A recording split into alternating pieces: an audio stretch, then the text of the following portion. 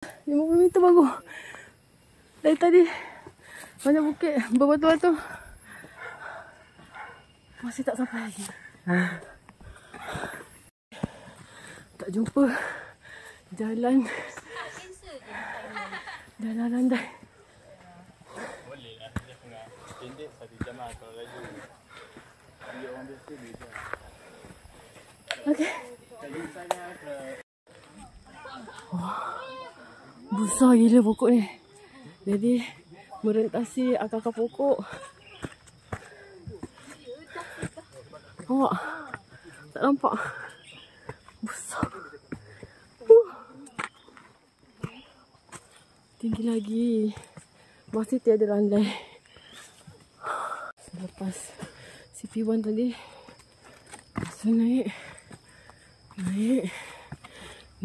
lagi. Sekejap lagi sampai kot. Dah nak sampai dah kot.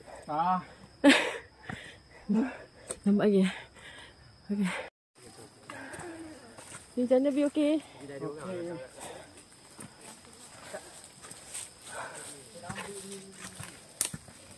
Lepas kilo baru nampak landai. Lepas tu nak balik. Landai tu hanya 1 saat saja rasanya. Ramai kat belakang.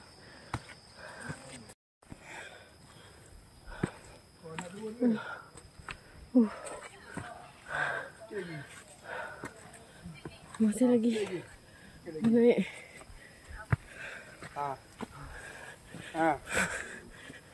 Okey, baik.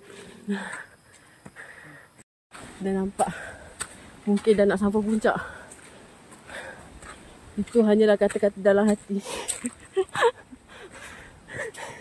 Kan? Tak okey.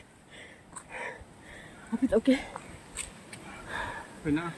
Penat. Penat dia macam. Dia ni tak macam. Macam nak je tau. Dia memang tak relax 1 jam 15 minit. Memang dia naik. Dia tak bagi peluang. Kau lagi sikit tak payah kan. Nak gigil lah. Kaki saya dah begini lah.